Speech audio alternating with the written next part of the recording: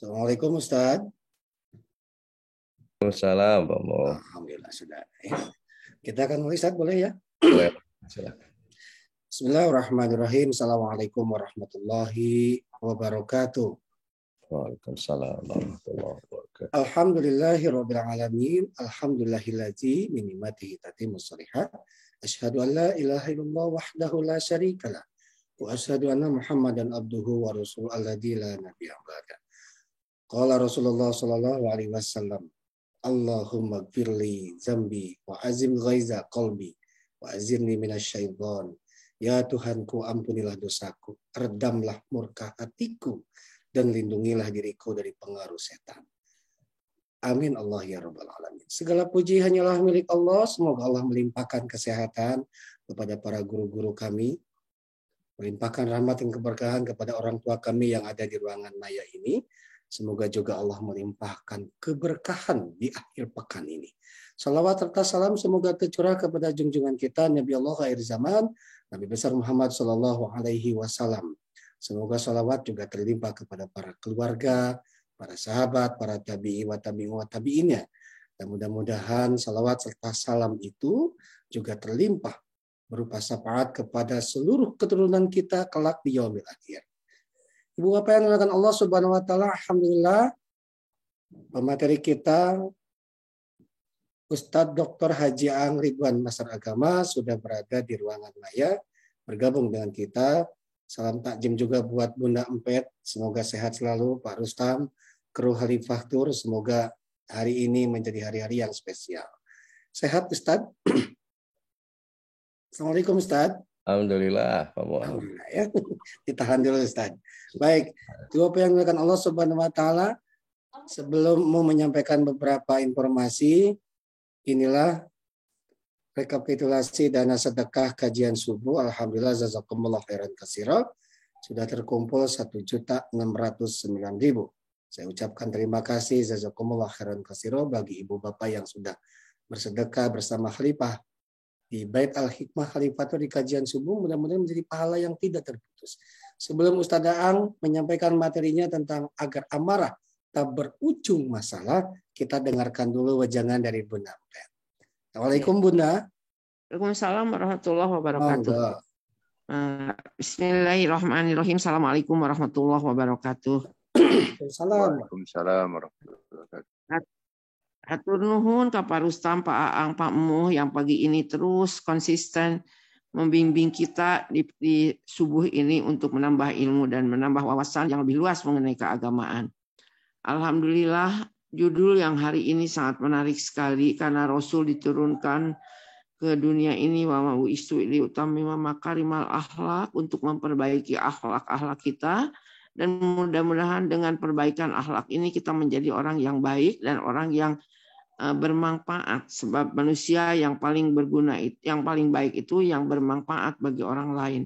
Itulah barangkali pengantar, simak bersama, aktualisasikan dalam kehidupan. Salam sehat, semoga kita tetap semangat untuk mengkaji agama-agama Allah. Assalamualaikum warahmatullahi wabarakatuh. Waalaikumsalam warahmatullahi wabarakatuh. Terima kasih Bunda. Turun, Dompet. Assalamualaikum Ustaz.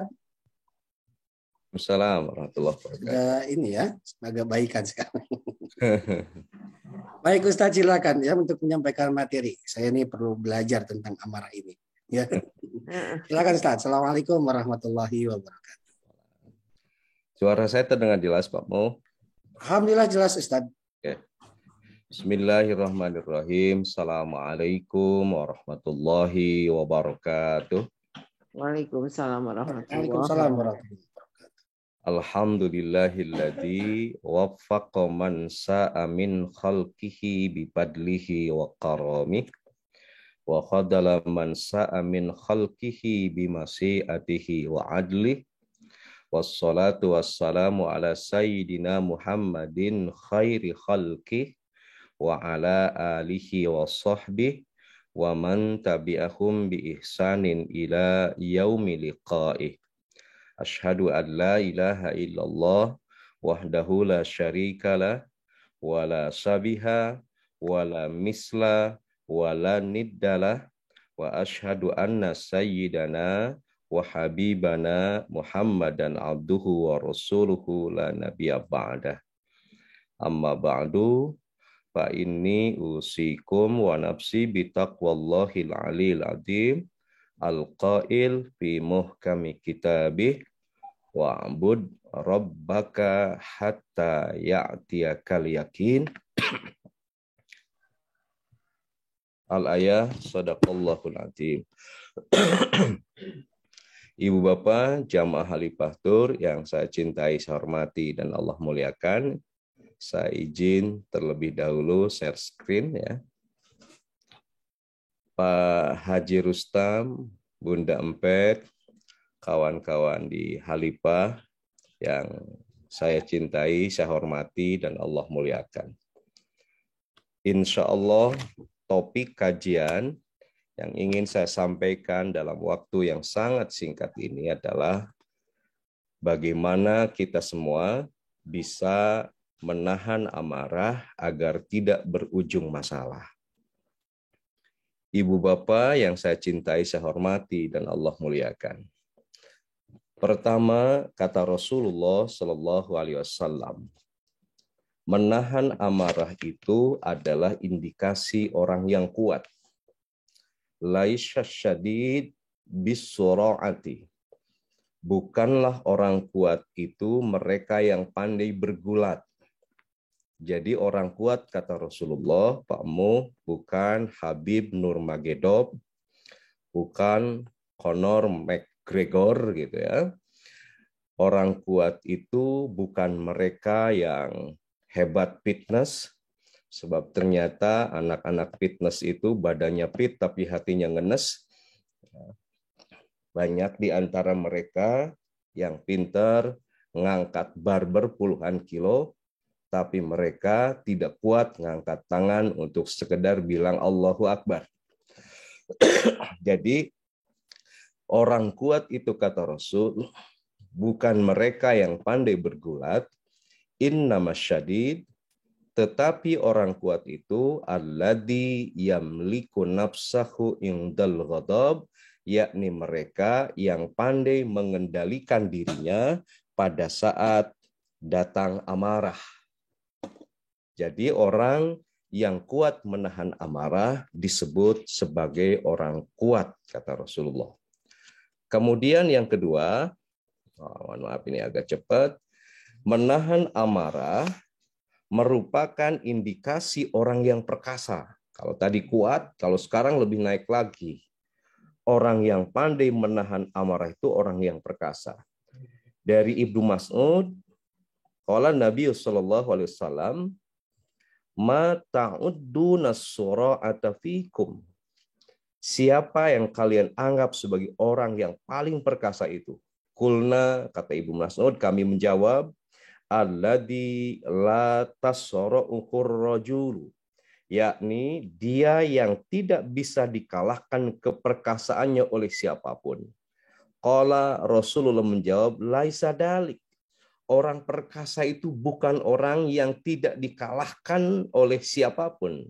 Walakinnil ladzi yamliku nafsahu indal ghadab, kata Rasul, orang perkasa itu lagi-lagi adalah orang yang bisa menahan amarahnya ketika dia pandai menahan amarah gitu ya. Jadi dari dua hadis tadi Rasul semakin menegaskan bahwa keperkasaan itu salah satu di antaranya terletak pada kemampuan kita menahan amarah. Kemudian yang ketiga, dalam Ihtida bil Quran, di Quran surah Ali Imran ayat 133, menahan amarah itu bahkan disebut sebagai indikasi orang-orang yang bertakwa. Kata Allah, wasari'u ila magfiratim mir rabbikum. Bersegeralah kalian menuju ampunan Allah. Wa jannah, dan bersegera kalian menuju surga. Arduhas samawatu wal ar, di mana surga itu luasnya seluas langit dan bumi. Uiddat lil muttaqin. Surga itu diperuntukkan bagi orang yang bertakwa. Lalu manakah indikasi orang yang bertakwa itu? Pertama, alladzina yunfikuna fis sarra'i wad dharra. Orang bertakwa itu adalah orang yang pandai menjaga hartanya dengan infak, baik dalam keadaan lapang maupun sempit.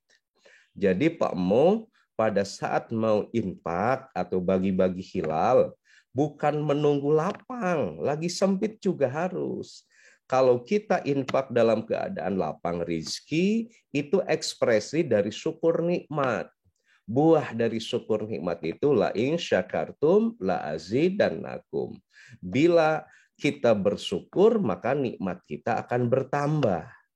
Lalu dalam keadaan sempit kita juga jaga harta kita dengan infak. Kata Allah buahnya wa may yattaqillaha, siapa saja yang takwa kepada Allah, wujud ketakwaannya dalam keadaan sempit, menjaga tetap dengan infak, maka itu akan menjadi wa may yattaqillah yaj'al lahu makhraja, jalan keluar atas masalahnya, wa yarzuqhu min haitsu la yahtasib, dan Allah akan ngasih rezeki dari arah yang tidak diduga-duga. Jadi ternyata upami nuju sehat kita tetap jaga dengan infak, itu memancing datangnya rezeki dari arah yang tidak diduga-duga.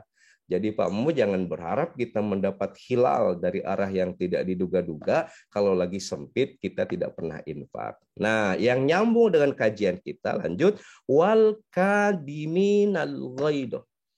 Indikasi orang yang bertakwa yang akan menjadi penghuni sorga itu adalah mereka yang pandai menahan amarah. Jadi ibu-ibu, bapak-bapak sekalian, karena begitu mulianya menahan amarah, maka menahan amarah itu disebanding luruskan dalam ayat ini dengan orang-orang yang menjaga hartanya dengan infak, wal afina anin nas, dan disebanding luruskan dengan orang-orang yang gemar memaafkan kesalahan orang lain. Ini mohon maaf, agak batuk-batuk ini. Berikutnya, Ibu dan Bapak sekalian, nah karena menahan amarah itu begitu mulia, Rasulullah Shallallahu Alaihi Wasallam dalam sebuah hadis memerintahkan kepada setiap kita untuk menahan amarah. Ini warwiya, diriwayatkan bahwa seorang laki-laki qala berkata, ya Rasulullah, wahai Rasulullah, murni bi'amalin wa aklin. Wahai Rasulullah, perintahkanlah saya dengan sebuah perbuatan, tapi sedikit saja, jangan banyak-banyak. Kata para pencinta hadis, seorang sahabat datang pada Rasulullah, dia ingin selamat di dunia dan di akhirat, minta diperintah oleh Rasul untuk melakukan amalan tertentu, tapi karena kemampuan dia terbatas, amalan itu ya Rasulullah jangan banyak-banyak, sedikit saja. Qala, maka Rasulullah menjawab, la taghdab, janganlah kalian marah.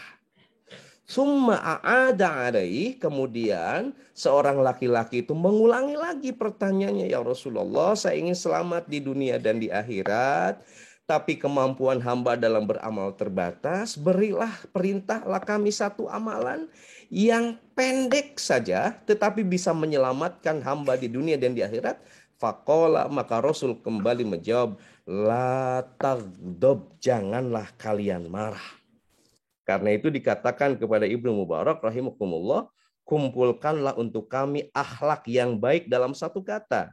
Maka Ibnu Mubarak menjawab, la taghdab, sama tinggalkanlah amarah.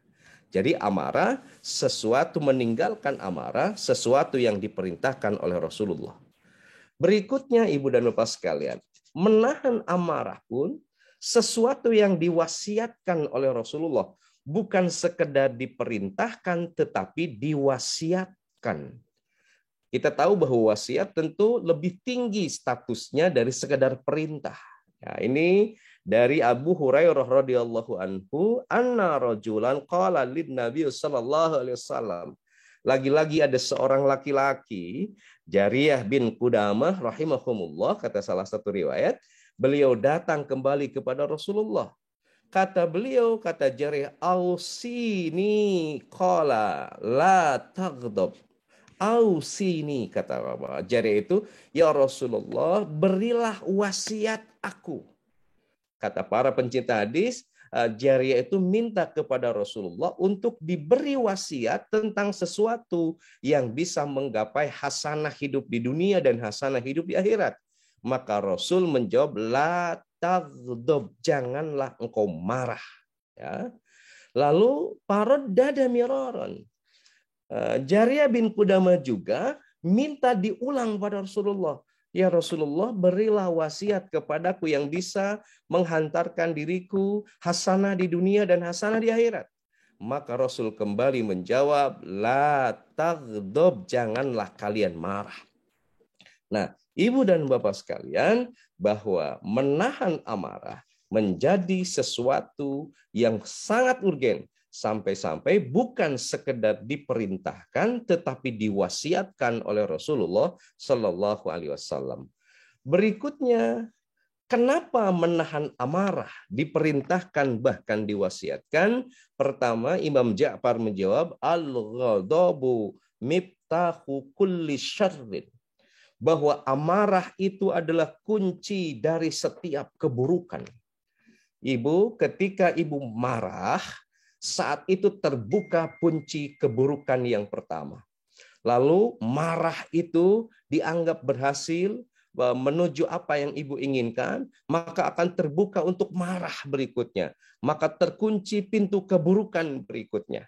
Maka hati-hati. Rasulullah mewasiatkan kita dan merintahkan kita untuk menahan amarah, sebab amarah miftahu kulli syarrin, kunci dari setiap keburukan.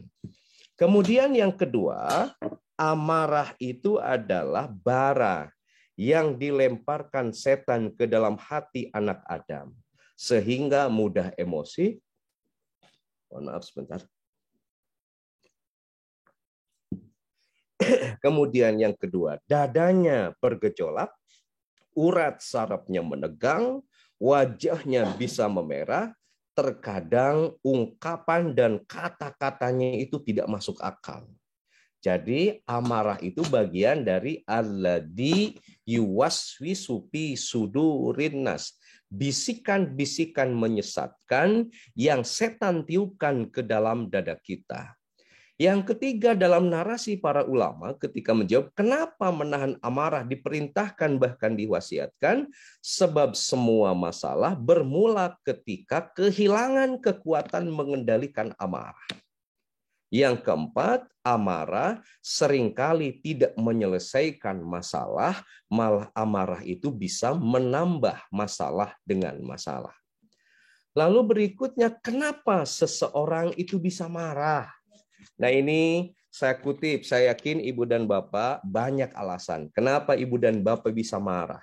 Saya hanya ingin mengutip perkataan Imam Al-Ghazali yang dikutip oleh Syekh Jamaluddin Al-Qasimi. Wa asyaddul bawa'isi lil ghadabi inda aksaril juhali. Motivasi paling besar yang mendorong seseorang untuk marah pada mayoritas orang yang bodoh itu, kenapa? Tasmiyatuhumul ghadaba syaja'ah, karena mereka menganggap dengan marah mereka akan menjadi pemberani. Hayang disebut wanian pamu, maka sahau kadua gaplok ya. Padahal seharusnya ka istri mah sahau kadua celengok gitu ya. Karena ingin disebut saja'ah. Wa izzatan nafsi. Orang itu marah karena atas nama harga diri.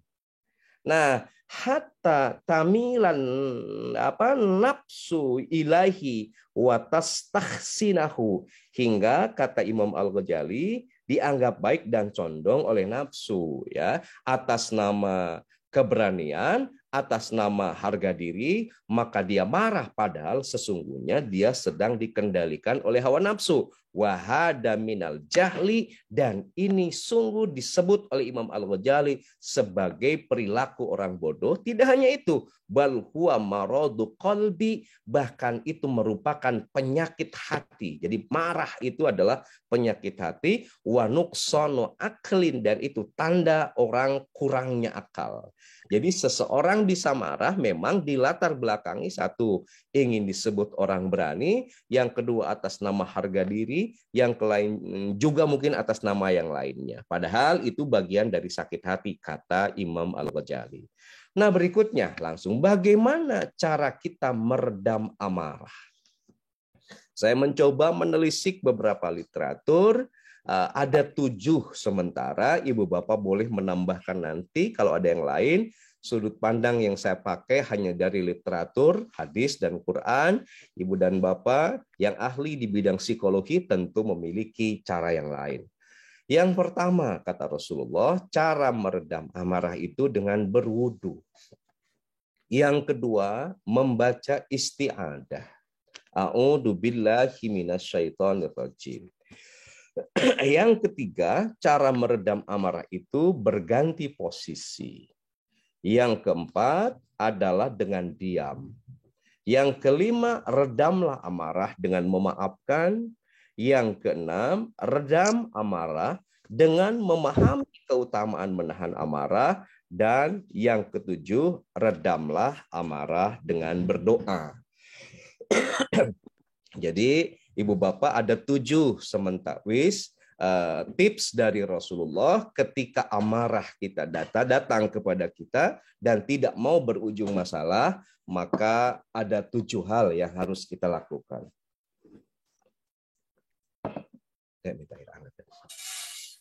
Yang pertama, Ibu dan Bapak sekalian, kata Rasulullah Shallallahu Alaihi Wasallam,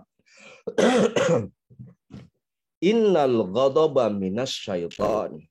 Sungguh amarah itu datangnya dari setan. Wa inna syaitona khuliqa minan nar. Dan setan itu diciptakan dari api neraka. Wa innama tudfa'un naru bil ma'i. Dan sesungguhnya api itu akan padam dengan air. Faida ghadiba ahadukum, bila kalian sedang didatangi oleh amarah, faliyatawaddo, maka berwuduklah kalian. Jadi Pak Mo upami nujung ngambek, yang pertama harus kita lakukan itu adalah dengan berwudu, ya, wudu. Kenapa demikian? Tadi dijelaskan oleh Rasulullah Shallallahu Alaihi Wasallam. Amarah itu datangnya dari setan. Setan itu diciptakan dari api. Api itu akan padam dengan air. Idza ghadiba hadukum, maka kalau kalian sedang dilanda amarah, falyatawaddo, segera kalian berwudu. Ibu Bapak pernah dengar mungkin riwayat Bilal bin Rabah. Bilal bin Rabah, kata sebagian hadis, Rasulullah itu sudah mendengar bunyi terumpah atau sendal Bilal bin Rabah di surga. Satu, dalam riwayat lain Rasul sering bermimpi Bilal bin Rabah itu dikejar-kejar oleh bidadari surga. Dalam satu hadis Rasul pun pernah bermimpi bahwa Bilal bin Rabah ditawari oleh Allah bidadari surga. Pertanyaannya, kenapa Bilal menjadi ahli surga? Kata para pencinta hadis, karena Bilal sahabat yang pandai menjaga wudhu. Bukan tidak pernah batal wudhu, ya pasti batal wudhu mah pernah. Tapi ketika wudhunya batal, kemudian disambung lagi. Pertanyaannya, kenapa Bilal bin Rabah menjaga wudhu? Karena Bilal bin Rabah sering sakit hati. Kenapa Bilal bin Rabah sering sakit hati? Karena ternyata katanya, kata sebagian riwayat, Bilal bin Rabah itu adalah sahabat yang sering kali dibully, Pak Mo. Kenapa dibully, dicaci, dan dimaki? Karena Bilal begitu dekat dengan Rasulullah, padahal tampilan fisiknya, kulitnya begitu hitam. Nah, ketika Bilal dicaci maki, Bilal dibully oleh yang lain, Bilal tidak marah. Tetapi Bilal menahan amarah itu. Bagaimana supaya tidak marah? Maka Bilal menahannya dengan berwudu. Maka tidak pernah dia meninggalkan wudu. Dan ekspresi dari kemarahan yang paling aman itu, pada saat datangnya marah, ekspresi paling aman itu adalah menangis. Jadi biasanya kalau amarah kita memuncak, lalu kita berwudu, dan saat itu ekspresi amarah yang paling aman itu adalah menangis. Kata sebagian riwayat, menangis atau air mata yang menetes karena menahan amarah. Sebab kalau dibuncahkan akan jadi masalah, maka air mata itu akan menghantarkan kita ke dalam surga. Di antara air mata yang menghantarkan kita ke surga adalah air mata yang menetes karena kita menahan amarah. Pak Mo pernah menangis? Saya yakin setiap laki-laki pernah menangis apabila matanya dicolok ya. Siapapun pasti pernah menangis. Nah, Pak Mo, ada orang yang tertawa melihat kita menangis, ada orang yang menangis melihat kita tertawa. Siapakah dia? Adalah orang yang iri. Kalau ada orang yang iri, kita jangan ikut ngiri, tapi kita harus nganan. Sebab kalau ada orang ngiri, kita ngiri, itu namanya konvoy. Ya. Hati-hati Ibu dan Bapak sekalian. Jadi yang pertama, redakan amarah itu dengan berwudu. Yang kedua, kata Rasulullah, bila kita sedang dilanda amarah, redakan amarah itu dengan memohon bantuan kepada Allah dengan membaca isti'adah. Ini di Quran surah Al-A'raf ayat 200, wa imma yang zaghannaka minas syaitan nazgun fasta'id billah. Jika setan datang menggodamu, kata para mufasir, macam-macam godaan setan itu diantaranya menggelitik, meniupkan bisikan-bisikan yang menyesatkan hingga mudah dipantik emosi, ingin amarah dibuncahkan, maka pasta'id billah, segera minta perlindungan kepada Allah. Ini diturunkan oleh para ulama ahli usul doa dari kata pasta'id billah ini adalah kalimat isti'adah gitu. Innahu sami'un alim, karena Allah maha mendengar dan maha mengetahui. Ini diperkuat oleh hadis yang berikut. Idza ghadibar rajulu, jika seseorang dalam keadaan marah, faqala, berkatalah a'udzu billah, aku berlindung kepada Allah. Boleh ditambahin a'udzu billahi minasyaitonir rajim. Sakana ghadbuhu, kata Rasul, maka redamlah marahnya. Jadi ibu-ibu setelah abdas, setelah wudu, untuk meredam amarah itu baca a'udzu billahi minasyaitonir rajim. Sesungguhnya Pak Mo, isti'adah ini bukan sekedar doa untuk meredam amarah kata Rasul, tapi doa ketika kita berada di pasar. Jadi kalau kita di pasar atau kalau ibu-ibu sekarang ketika di mall, karena di pasar tempat perbelanjaan itu banyak setan, apalagi di mall yang banyak diskonnya. Nah, mall yang banyak diskonnya itu adalah lokasi uji nyali paling menantang bagi ibu-ibu.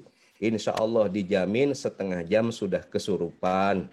Ibu-ibu kesurupan belanja, Pak Muh kesurupan habis uangnya. Maka di mall itu kadang suka ada tanda-tanda atau gejala stroke. Sebab ada kesenjangan antara stroke gaji dan stroke belanja. Maka saat itu tangan tidak bisa bergerak, mata tidak bisa menatap. Nah, itu bukan selamat Hari Raya Idul Fitri, itu gejala stroke ya. Jadi ibu yang kedua, kata Rasul, redam amarah itu dengan membaca isti'adah.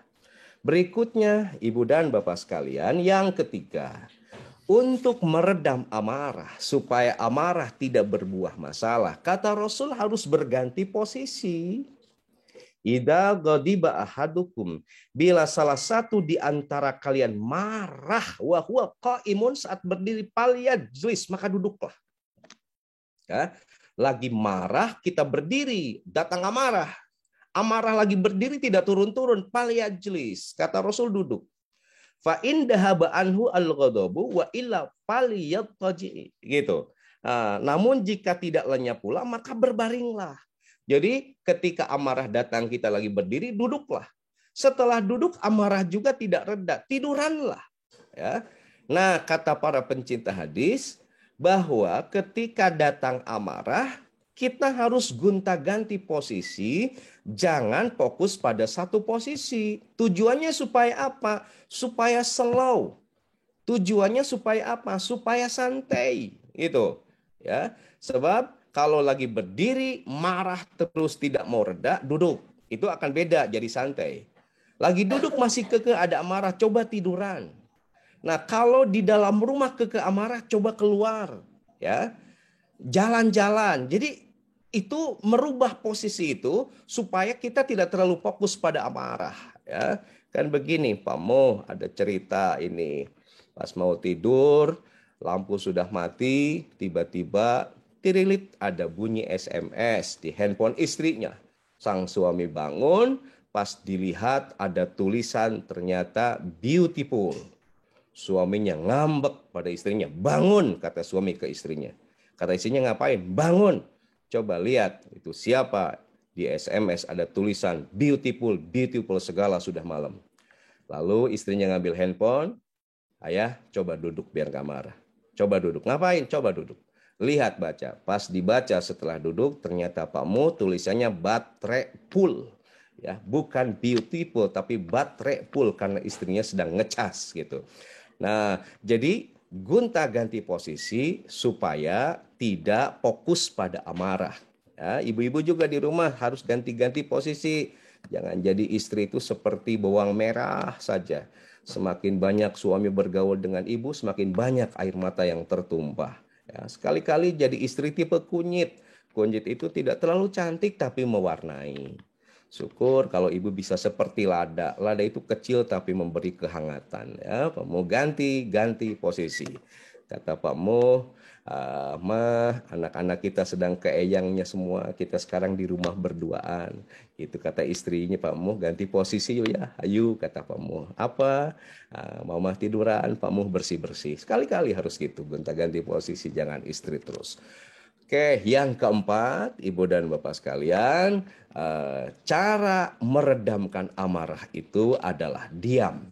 Ini kata Rasulullah, wa idza ghadiba ahadukum falyaskut. Jika salah seorang di antara kalian sedang marah, diamlah.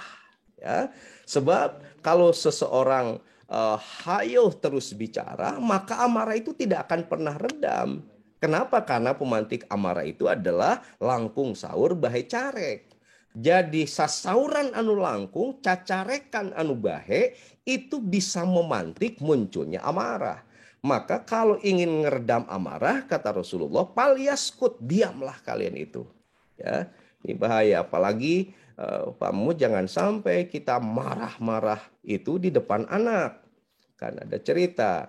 Kata Bu Guru, kenapa kamu kesiangan? Ada anak yang kesiangan. Kata anaknya, Bu Guru, karena ayah dan ibu berantem. Kata Bu Guru, kamu nonton? Ya iya Bu, sebab sepatu kanan dipegang ayah, sepatu kiri dipegang ibu. Wah, jadi anaknya kesiangan berangkat sekolahnya. Ini hati-hati, jangan sampai marah-marah di depan anak. Ini contoh yang tidak baik ya. Jadi kalau marah, palyaskut, kata Rasul, diamlah. Sebab diam itu terkadang lebih elegan daripada sibuk menghakimi dan mengumbar kesalahan orang lain lalu lupa bercermin. Maka diam itu seringkali disebut sebagai emas. Nah, langkah berikutnya, Ibu dan Bapak sekalian, memaafkan. Dalam Quran surah As-Su'ara Allah mengisyaratkan wa idza ma ghadibu hum yaghfirun, dan apabila mereka marah segera memberi maaf. Nah, biasanya sumber kemarahan itu adalah sesuatu yang bisa memantik emosi. Tetapi ketika kita segera memaafkan, maka itu hal yang paling ampuh. Sebagaimana dilakukan oleh Rasulullah nanti. Kita jelaskan ketika marah. Ketika dengan memaafkan, maka amarah itu langsung segera reda. Berikutnya, Ibu dan Bapak sekalian, pahami keutamaan menahan amarah. Jadi ketika menahan amarah itu sesuatu yang mulia, maka kita akan punya kendali diri untuk tidak marah-marah. Ya. Nah, kata Rasulullah begini, man kadoma ghaidun wa huwa qadirun ala ayyunabidhu, gitu. Da'ahullahu azza wa jalla ala ru'usil khalaik yaumal qiyamah. Begini, siapa saja yang pandai menahan amarahnya, padahal dia mampu untuk meluapkannya, mampu untuk membuncahkannya, Allah akan memanggilnya di hadapan para makhluk pada hari kiamat untuk memberi pilihan bidadari yang dia inginkan. Luar biasa. Nah, diperkuat oleh hadis berikutnya yang sangat pendek, kata Rasul, la tagdob, janganlah kalian marah, walakal jannah, maka untuk kalian itu adalah surga. Jadi ketika kita menahan amarah, surga itu tengah menanti kita semua. Maka pada saat marah, janganlah amarah diekspresikan lewat kata-kata hingga bisa menyakitkan orang lain. Janganlah amarah dititipkan di mata hingga berbuah eye contact yang menakutkan orang lain. Janganlah amarah dititipkan di tangan dan di kaki hingga berbuah perbuatan yang menyakiti hati orang lain. Atau jangan juga amarah dititipkan jadi status media sosial kita hingga bisa meresahkan orang lain. Amarah itu curhatkan kepada Allah hingga buahnya walakal jannah. Maka Pak Muh, dari kajian pagi hari ini ada satu kata kunci, la tagdob, jangan marah. Kalau la tahzan apa artinya? Jangan sedih. La takhaf, jangan takut. La tahla, jangan malas. Berikutnya la zada, itu mah jangan belanja lah ya. Nah, la tagdob. Nah, ketujuh, Ibu dan Bapak sekalian, di antara cara untuk meredam amarah, tentu dengan berdoa kepada Allah. Dalam hadis riwayat Imam Ahmad, Rasul mengajarkan salah satu redaksi doa, as'aluka kalimatal haqqi fil ghadabi warridha. Aku memohon kepadamu ya Allah, perkataan yang benar pada saat murka atau pada saat murka, pada saat marah dan pada saat ridho. Jadi kita memohon kepada Allah supaya perkataan kita adalah perkataan yang benar, baik pada saat marah maupun pada saat ridho, saat tidak marah. Ya, sebab hati-hati ada perkataan yang lagi marah bisa menjadi doa dan kenyataan. Gitu, seperti marahnya seorang ibu kepada anak lalu mengungkapkan kata-kata yang nuansanya kutukan, itu hati-hati bisa diijabah. Maka doanya as'aluka kalimatal haq, aku memohon kepadamu perkataan yang benar, baik perkataan pada saat sedang marah maupun perkataan pada saat sedang ridho. Khawatir dari perkataan kita itu nanti Ibu dan Bapak sekalian bisa menjadi kenyataan. Ibu Bapak yang saya cintai, saya hormati dan Allah muliakan. Yang terakhir, pertanyaannya, apakah Rasulullah SAW pernah marah? Ini yang penting ya, karena marah juga ada yang marah yang tercela dan marah yang terpuji. Boleh Ibu marah asal dalam kategori atau dalam bingkai marah yang terpuji. Misalnya marahnya karena Allah, marahnya itu karena misalnya syariat Allah dilanggar, marahnya itu karena anak tidak mau sholat, marahnya itu karena anak tidak mau ngaji, marahnya karena anak tidak mau sekolah, itu dibolehkan ya. Lalu bagaimana cara mengekspresikan kemarahannya? Kita belajar dari Rasulullah. Mudah-mudahan sampai. Yang pertama, ini mohon maaf Ibu Bapak, hadisnya cukup panjang. Saya tarik simpulannya saja begini. Hadisnya sangat sahih. Imam Muslim nomor 466. Rasul itu pernah marah ketika ada seorang sahabat yang mengeluh kepada Rasul setelah ikut sholat subuh, imamnya bacaannya panjang. Panjang banget. Nah, Ibu dan Bapak, kata sahabat, ketika Rasul mendengar curhatan itu belum pernah melihat Rasul marah seperti saat itu. Ya, jadi ada seorang imam yang sholat bacaannya cukup panjang, padahal di belakangnya ada orang yang punya keperluan, ada orang tua, ada orang yang sakit, demi sebut saja ingin disebut hebat dirinya, hafal Quran dan lain sebagainya, dia ngimamnya panjang. Ya, sampai kata Rasulullah SAW, misalnya bisa dilihat, wahai manusia, sesungguhnya di antara kamu itu ada orang yang membuat manusia itu lari, gitu. Membuat umat itu lari dari agama. Membuat umat itu lari dari masjid. Membuat umat itu lari tidak mau sholat berjamaah. Gitu. Fa'ayyukum amman nas, jika kalian menjadi imam di banyak orang, falyu'jiz, maka ringkaslah.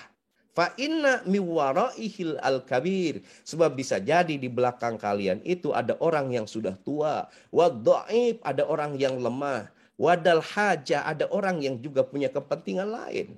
Ya, jadi Rasul marah, kata hadis ini.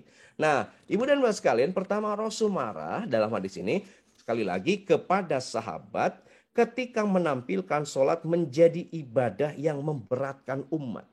Hingga umat kehilangan rasa hormat kepada Islam, kemudian meninggalkan sholat berjamaah di masjid atau bahkan meninggalkan sholat sama sekali.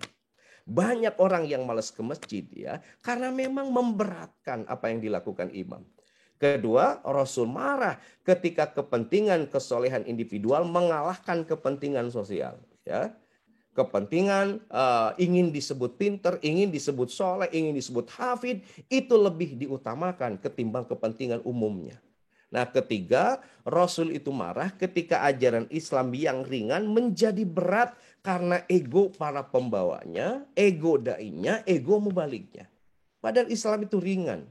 Kenapa bisa menjadi berat? Ini karena mungkin saja terselip ego para pembawanya. Keempat, kemarahan Rasul itu diekspresikan dengan memberikan nasihat. Tapi diekspresikan dengan memberikan nasihat, tidak diekspresikan dengan mencela, tidak diekspresikan dengan mencaci maki. Kasus satu ya. Silakan Ibu Bapak tafsirkan. Pokoknya ketika seseorang memberatkan agama, Rasul menjadi marah. Sebab orang yang mengikuti agama Islam itu macam-macam. Tidak semuanya pintar, ada orang bodoh. Tidak semuanya kuat, ada orang lemah. Tidak semuanya muda, ada orang yang tua. Tidak semuanya santai, tapi juga ada punya hajat yang lain. Lalu berikutnya yang kedua, Rasul itu pernah marah ketika terdapat sesuatu yang melanggar syariat. Dalam hadis ini disebutkan suatu ketika Rasul kurang likhlah, kunjungan tertentu pulang ke rumah, Aisyah menutup tirai dengan kain yang ada gambar berhala. Maka Rasul langsung menasihati Aisyah itu. Kenapa? Sebab itu tentu berbahaya, bisa menggiring kita kepada kemusyrikan. Nah, Ibu dan Bapak sekalian, kemarahan Rasul diekspresikan dalam bentuk teguran yang halus.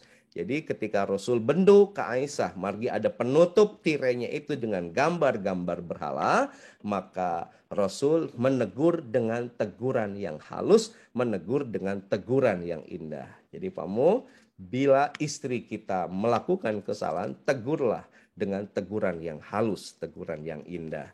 Tapi ibu bapak jangan mau, ibu-ibu jangan mau dipanggil suami sayang, sekedar panggil sayang. Sebab makanan yang jatuh belum 5 menit juga dipanggil sayang sama ya.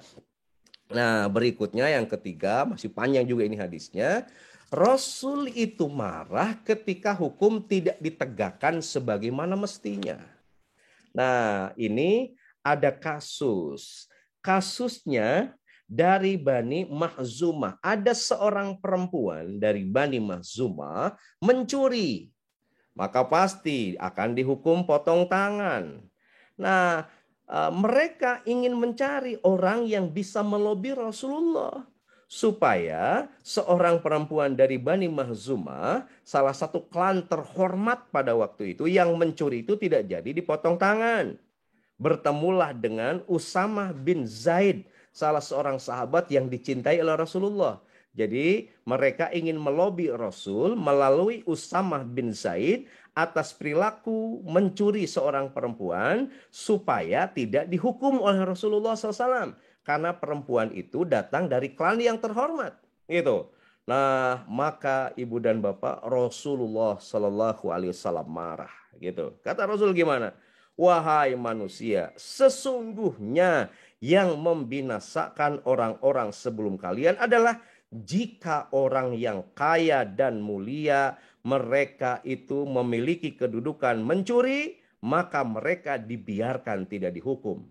Namun jika yang mencuri adalah orang yang lemah atau rakyat biasa, maka hukum diberikan kepadanya. Jadi Rasul ngambek, hei, orang-orang sebelum kalian celaka itu karena bila orang kaya yang mencuri, mereka tidak dihukum. Tapi kalau orang miskin yang mencuri, mereka dihukum. Sampai Rasul itu bersumpah, wallahi demi Allah, lau anna Fatimah binta Muhammad sarakat, kalau Fatimah anak Muhammad mencuri, laqata'tu yadaha, maka aku sendiri yang akan memotong tangannya. Jadi Rasul bendu, Rasul marah ketika hukum tidak ditegakkan. Ya, ketika hukum hanya tajam ke bawah, namun tumpul ke atas, Rasul marah. Ekspresi kemarahan Nabi pada hadis ini ditunjukkan untuk mewujudkan kesetaraan hukum bagi seluruh warga. Jika proses hukum berlaku bagi seseorang, maka berlaku juga pada orang lain. Jadi semua orang harus sama di depan hukum. Sayang di negeri kita berbeda di depan hakim. Ya. Sama di depan hukum, berbeda di depan hakim. Hakim hubungi aku kalau ingin menang. KUHP kasih uang habis perkara. Ini Rasul marah. Lihat kasus seperti ini. Nah, ekspresi marah Nabi diwujudkan dengan contoh yang sangat baik. Mana contohnya? Bila Fatimah anak Muhammad mencuri, aku sendiri yang akan motong tangannya. Nah, ini kemarahan diekspresikan dengan contoh yang baik. Yang terakhir, Ibu dan Bapak sekalian, Rasulullah Shallallahu Alaihi Wasallam marah ketika menemui seorang sahabat beribadah tidak mengedepankan adab, tidak mengedepankan etika. Ada kasus berdasarkan hadis ini, ketika Rasulullah ke masjid, lalu di dinding kiblat masjid itu Rasul menemukan ludah atau dahak. Ya, maka kata Rasulullah Shallallahu Alaihi Wasallam dalam hadis ini, kalau kalian mau meludah lagi ibadah, jangan dibuang ke depan, gitu. Tapi harus dibuang ke samping kiri dan samping kanan. Kenapa? Sebab di depan kita itu ada Allah. Ya. Nah, kasus ini mengajarkan kepada kita bahwa ketika seseorang beribadah kepada Allah tidak mengedepankan akhlak, tidak pakai etika, tidak pakai adab, tidak pakai sebut saja tata krama, Rasul bendu, Rasul marah. Nah, ekspresi kemarahannya Rasul lakukan melalui teguran yang halus, bukan dengan caci maki. Ibu Bapak, sebagai penghantar itu saja yang bisa saya sampaikan. Jadi ternyata menahan amarah bukan sekedar sesuatu yang diperintahkan, tetapi diwasiatkan oleh Rasulullah SAW. Karena itu menahan amarah itu bagian dari indikasi orang-orang yang bertakwa, dan menahan amarah diyakinkan oleh Rasul pahalanya itu adalah surga. Sekian Pak Mu sementara. Assalamualaikum warahmatullahi wabarakatuh. Waalaikumsalam warahmatullahi wabarakatuh. Ustaz, suara saya cukup jelas? Jelas Pak Mu, jelas. Jelas ya. Ini ada satu pertanyaan nih dari Ibu Nurul Kusuma, tapi ditahan dulu ya sebentar Bu ya. Ini kadang-kadang kalau marah nih pasti ada penyebabnya dari luar. Saya hari ini sedang belajar mengirimkan makanan kesukaannya. Dan melewati rumahnya ucapkan Assalamualaikum, berat Ustaz. Menjabat tangannya, tapi ya, belajar ya. Belajar untuk menahan amarah. Baik Kang Dea, karena memang waktu mepet ya, saya ingin menyampaikan sesuatu dulu Bu Nurul sebelum beliau menyampaikan. Bapak Ibu yang dimuliakan Allah, catat tanggal keberangkatan umroh program di Haripah tanggal 6 dan tanggal 20 Maret 2022. Ya. Ini harga umroh di Haripah. Ada sekarang sudah bisa sekamar berempat, bertiga, dan juga ada yang double ya. Menggunakan Garuda Indonesia penerbangannya, insya Allah. Kemarin kami ke Tanjung Sari, insya Allah Tanjung Sari sudah siap nih berangkat. Tak perlu nunggu berumur Ustadz. Ini tagline kita haji muda Ustadz. Silakan daftarkan di usia di atas 12 tahun. Untuk para putra, putri, kerabat, saudara, untuk haji berangkat di usia 18 tahun. Kenapa harus muda daftarnya? Kita tahu inilah masa tunggu di wilayah Indonesia, berbagai wilayah Indonesia, salah satunya di Jawa Barat. Jika mendaftar di haji reguler, maka masa tunggunya 21 tahun. Tetap akan menjadi sebuah pilihan? Tentu tidak. Daftarkan di haji kuota khusus, ya, supaya masa tunggunya hanya 7 tahun.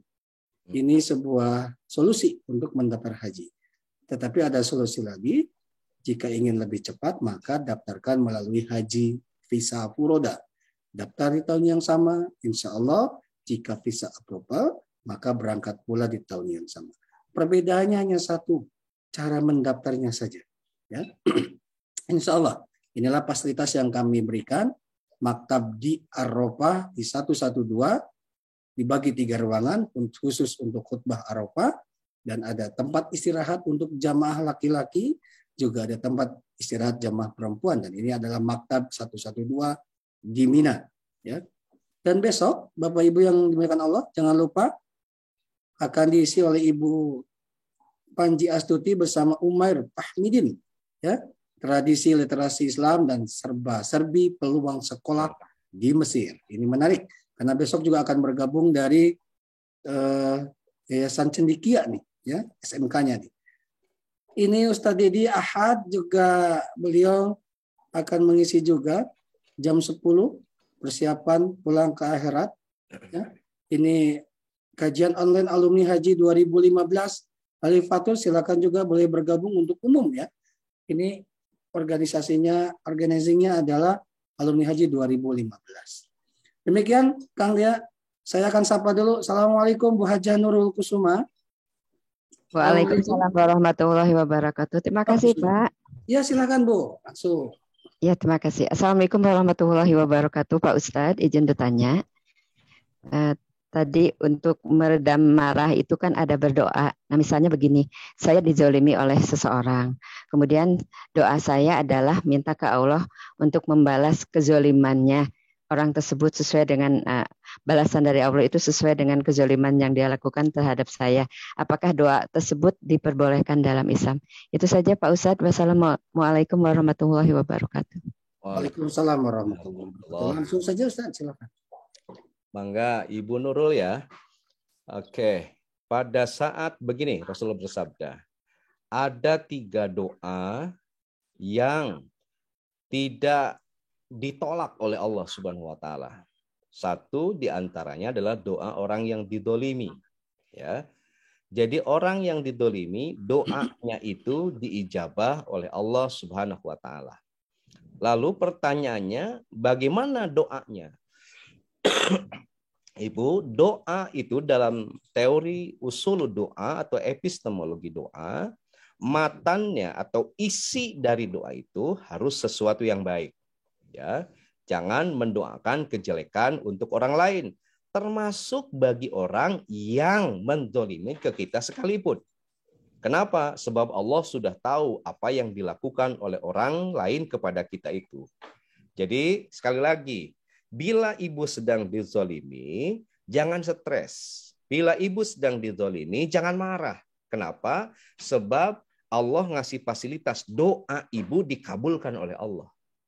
Tetapi fase dikabulkan oleh Allah itu akan menjadi rusak ketika berdoanya, isi dari doanya itu meminta untuk kejelekan orang lain.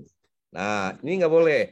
Sebab ketika kita mendoakan kejelekan untuk orang yang zalim sekalipun kepada kita, khawatir itu nanti kejelekan itu akan balik kepada kita. Sebab in ahsantum li anfusikum. Jika kita mendoakan sesuatu yang baik, maka kebaikan itu akan datang pada kita. Wa in asatum falaha, dan ketika kita berbuat jahat, kejahatan itu akan datang pada diri kita. Maka disinilah letaknya kita perlu menahan amarah. Ketika dizalimi oleh orang lain, terima dengan lapang dada, tahan semua emosi. Saat itu Allah ngasih rentang waktu doa kita diijabah dengan catatan doa yang kita sampaikan doa untuk kebaikan. Jangan doa ingin balas dendam, ya. Ibu, hati-hati. Jangan ingin balas dendam. Balas dendamlah dengan kehidupan yang lebih sukses. Balas dendamlah dengan kehidupan yang lebih berhasil. Jadi ketika hidup ibu berhasil, hidup ibu sukses, itu balas dendam terbaik untuk orang-orang yang menzalimi kita. Titip dari saya, jangan sekali-kali pada saat sedang dizalimi malah mendoakan orang yang menzalimi kita dengan doa-doa yang kurang baik, gitu ya. Sebab sayang waktu yang Allah berikan ketika kita dizalimi, saat itu doa kita tidak ditutup oleh Allah, dikabulkan oleh Allah. Jangan sampai dipakai untuk mendoakan yang tidak baik. Ya, berdoalah untuk kesabaran diri kita, berdoalah untuk kesuksesan diri kita, berdoalah untuk kehebatan diri kita, sebab hebatnya kita, suksesnya kita, berhasilnya kita, itu adalah balas dendam terbaik bagi musuh-musuh kita. Jangan ada hasrat ingin balas dendam, ya, meskipun itu manusiawi. Ya, biasanya Pak Mo, kalau kita disakiti oleh orang lain, ngedadak saya itu ingin jadi hulek. Ngedadak pengen jadi Superman, pengen jadi Batman. Ngedadak seperti itu manusiawi. Tetapi tahan emosi kita, tahan amarah kita, itu supaya tidak keluar kata-kata yang tidak baik dari lisan kita dalam suasana baik. bahwa kita ketika didolimi dikabulkan doanya oleh Allah Subhanahu wa taala ya. Itu meskipun ada sebagian yang mengatakan kalau orang itu sudah keterlaluan boleh kita mendoakan jelek gitu. Tetapi dalam teori usul doa itu debatable. Seperti misalnya ada doa-doa Allahumma akhlik, ya Allah celakakanlah dia misalnya. Nah, kata-kata yang seperti itu kurang dicintai oleh Allah Subhanahu wa taala. Itu Pak Mo Sementawis, mudah-mudahan tidak puas Bu Nurul ya. Baik, Jazakallahu khair Pak Ustadz, terima kasih atas penjelasannya. Baik. Kadang-kadang kalau marah kita Ustadz sering terlontar, mau kata pel saya mati kali. Tembak gitu ya. Ceng tarangnya gitu. Aduh ya benar Ustaz nih kalau sudah marah tuh ya kata-kata tuh nggak terjaga, kebun binatang segala macam. Marah apalagi marah ke anak marah gitu. Kalau nilai ujian kamu besok jelek jangan panggil lagi ayah. Oh, jangan panggil lagi ayah kalau ujian jelek. Pas ditanya besoknya, gimana nak ujiannya? Goreng bro. Karena baik Ustaz, ini karena memang waktu sudah melebihi jam 6:05 ya.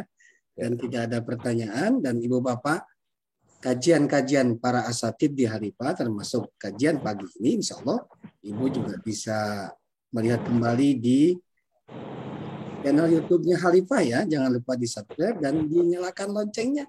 Ditawel dikit aja ya supaya nanti bisa update kajian-kajian para asatid di Halifa. Kaitan dengan program Halifa Haji Umroh, jika ada yang ditanyakan kelanjutannya silakan menghubungi para petugas yang sudah ada nomor yang bisa dihubungi di sudah ada di chat fitur ya. Di fitur chat di sini silakan bisa dihubungi, ada Kang Dea, ada Pak Mu, ada Mbak Ana ya. Ustadz terima kasih atas penyampaian materinya, mudah-mudahan berkenan Ibu Bapak dan mudah-mudahan bisa diaplikasikan dalam kehidupan sehari-hari termasuk saya Ustadz ini ya yang sedang belajar untuk menahan amarah. Hari ini saya sudah menjadi hulak, berat badan saya ini hulak bisa. Ya, so kayak ngebebet kan gitu. Ya, tapi mudah-mudahan Allah bisa menahan amarah saya ini ya. Terima kasih Ustadz. Terakhir boleh dipimpin doa agar kita juga bisa menahan amarah. Termasuk mohon didoakan juga saudara-saudara kita yang hari ini Allah uji dengan sakitnya. Mudah-mudahan jadi penggugur dosa dan mudah-mudahan ibu bapak yang hadir di ruangan maya ini juga dimudahkan dan dilancarkan segala urusannya. Bangga Ustaz. Ibu bapak kita sama-sama berdoa mohon pada Allah Subhanahu wa taala. Sepertinya saya hari ini juga masih dalam kondisi sakit. Istri saya sedang sakit, si bungsu anak perempuan saya juga sedang sakit. Mohon doanya dari semua, mudah-mudahan kami diberi kesehatan. Juga ibu dan bapak, siapapun yang sedang sakit, semoga Allah memberikan kesabaran, ketabahan, ketawakalan. Sakitnya itu menjadi penggugur dosa, kiparat dosa-dosa kita. Sakit juga menjadi sababiyah ditinggikan derajat kita oleh Allah Subhanahu wa taala. Allahumma shalli wa sallim ala sayyidina wa habibina syafi'ina wa lana Muhammad wa sallim radhiyallahu tabaraka ta'ala kulli sadatina sadar rasulillahi ajma'in. Alhamdulillahi rabbil alamin, hamdan yuafi ni'amah wa yukari majidah. Ya Rabbana lakal hamdu innaka antas sami'ud du'a. Allahumma salli ala nuril anwar was sirril asrar wa tiryakil aghyar wa miftahi babil yasar sayyidina wa maulana Muhammadinil Mukhtar wa alil adhar wa sabil ahyar adadani amillahi wa ibdali. Allahumma ya qadiyal hajat, Allahumma ya kafiyal muhimmat, Allahumma ya dafi'al bariyat, Allahumma ya rafi'ad darajat, Allahumma ya syafi'al amrad, isfi mardana ya Allah, Allahumma ya mujibad da'wat, Allahumma ya arhamar rahimin, hasbunallah wa ni'mal wakil, ni'mal maula wa ni'man nasir, wala hawla wala quwata illa billahil aliyyil azim. Rabbana hablana min azwajina wa dhurriyyatina qurrata a'yun waj'alna lil muttaqina imama. Rabbana atmim lana nurana waghfir lana innaka ala kulli syai'in qadir. Rabbana atina fid dunya hasanah wa fil akhirati hasanah wa qina adzabannar. Wa sallallahu ala sayyidina Muhammadin wa ala alihi washabihi ajma'in. Subhana rabbika rabbil izzati amma yasifun. Wassalamun alal mursalin walhamdulillahi rabbil alamin. Alhamdulillah. Terima kasih Pak Ustadz Aang sudah menyampaikan materinya. Mudah-mudahan sehat keluarga. Terima kasih Ibu Bapak yang sudah hadir di ruangan maya. Terima kasih Bunda Empe, terima kasih Pak Haji Rustam. Terima kasih Ibu Haja Dr. Saifah, Dr. Indira, Ibu Dini Gardini, Bu Haji. Mudah-mudahan sehat Ibu Nelly Sadak dan yang semuanya tidak bisa saya sebutkan satu persatu. Mudah-mudahan sehat ya di akhir pekan ini. Kita tutup ucapan hamdalah dan doa kifaratul majelis. Alhamdulillahirrahmanirrahim. Subhanaka Allahumma wa bihamdika asyhadu an la ilaha illa anta astaghfiruka wa atubu ilaik. Saya yang bertugas Muhammad Mu mohon undur diri dan kru Khalifah. Assalamualaikum warahmatullahi wabarakatuh.